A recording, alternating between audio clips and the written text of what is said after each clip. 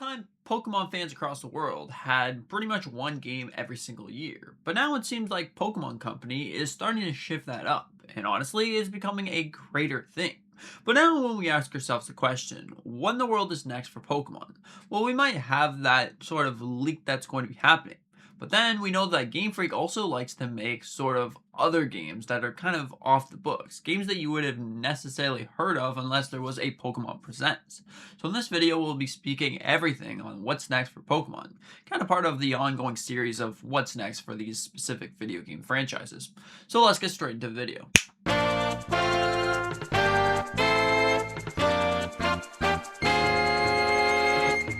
For the ongoing leak fest of Pokemon Winds and Waves, there's definitely a lot of questions on the reality of the Pokemon situation. Are we going to be getting anything? What's next for 2026? Although, there's definitely a lot when you really come to think about it. 2026 was set to be the 30th anniversary, as we all know. But with this 30th anniversary, Game Freak and the Pokemon Company said this was going to be a year-long celebration. Right now, we only seen Pokemon games at the start of the year.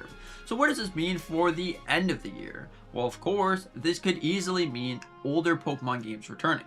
We've already talked about this a lot and a lot and a lot.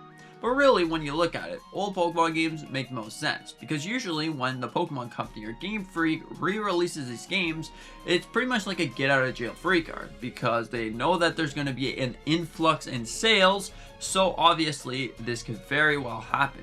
It's not really a willy-nilly sort of situation where they drop one of those older games when they already have a lot of sales going. Right now, there's not that many sales because there's not a brand new game. Unless you count microtransactions of Pokemon Champions, I guess, but who in the world is doing that? So honestly, this could very well be the case. An old game coming 2026. But now, what about the upcoming days? What about the next games, the next years to come? Well, that's a very, very good question. So far, we have this leaked post right here that potentially gives you all the games that are coming. Some games we already knew about, and others was more like a head scratcher, to be honest. Look at this. We got Pokemon Winds and Waves, which is going to be releasing 2027. We all knew this. Then we have Pokemon Legends Galar, we also have Pokemon MMO game, and we have Pokemon Pokopia DLC.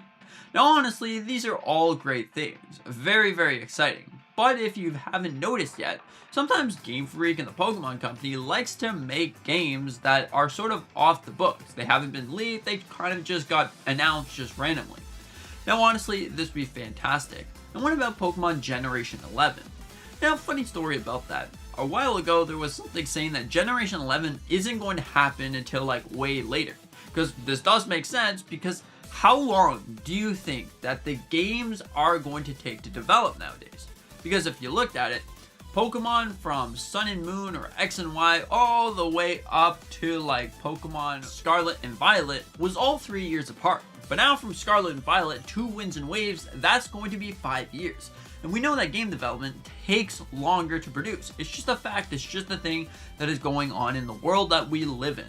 So this could easily mean that the next Pokemon game could be a 7 to 8 year difference. Maybe Pokemon Winds and Waves is the biggest, the most ambitious project yet. So it honestly does make sense to have the next game after that be even longer than that game was to develop. Because usually with games, you want the next one to be the best one. I feel like Game Freak has learned that the hard way, but still, you still want them to be the best one after the best one. In reality, we probably should have had 5-year gap within games years ago, but they just kept going with the trend of these are still 2DS games, so we can make it work, even though the 2DS games was more in a 2D format, so obviously you wouldn't have to do as much like 3D texture and modeling when it came to the game. So they just kept releasing 3 years until 5 years, until there was a lot of complaints.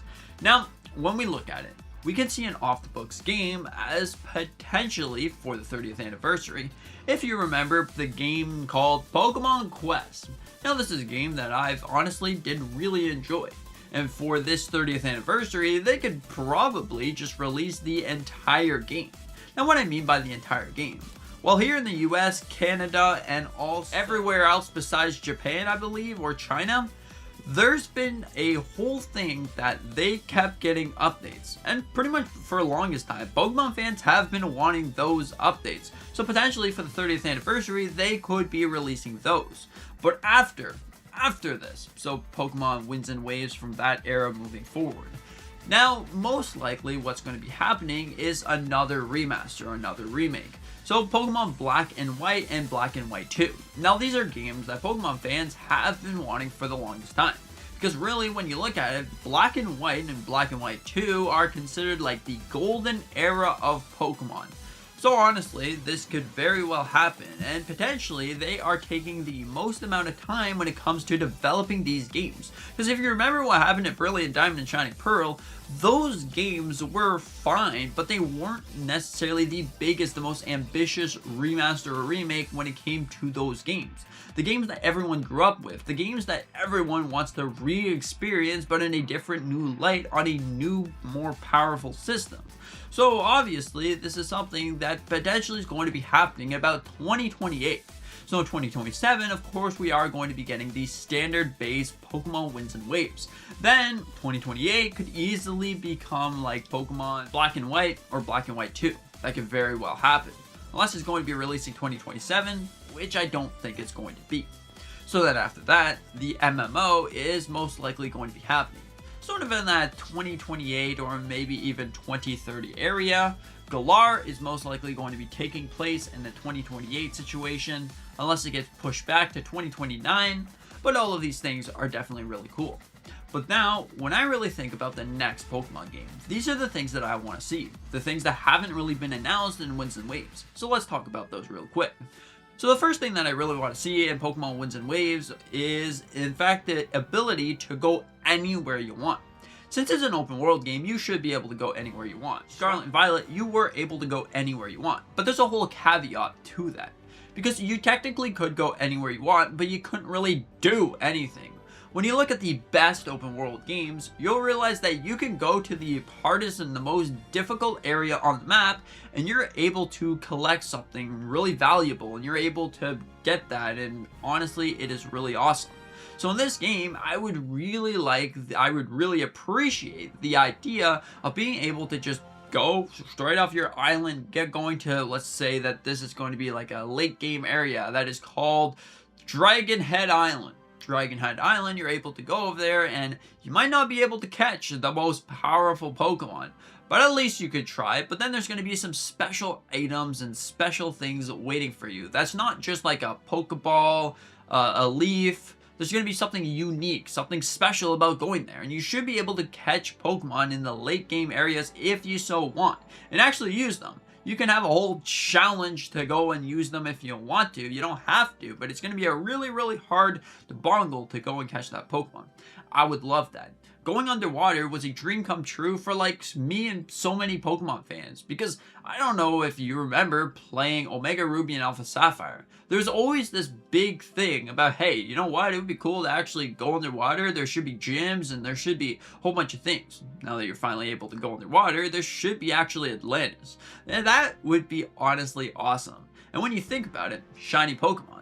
Now, these are something that I really, really do enjoy. Shiny Pokemon are cool to go and hunt and collect, but when I think about it, there should be two tiers of shinies. There should be the one base tier that pretty much gives you just like the shiny Pokemon, and then there should be another tier above that shiny Pokemon that just gives you a different color to that shiny. The first tier could give you a special attack bonus or whatever the case may be, and the second tier could just be, it's really, really rare, and you can't have anything to boost the shiny odds. That would honestly be the best thing possible when you really come to think about it.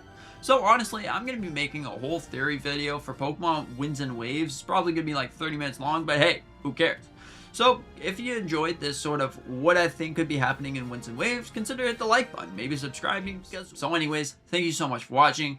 I hope that you enjoyed. Consider to hit the like button, maybe subscribing if you're new. We do a bunch of different Pokemon content. Do you think that any of these things are going to happen, or what do you think is next for Pokemon? Anyways, thank you so much for watching. See you in the next one.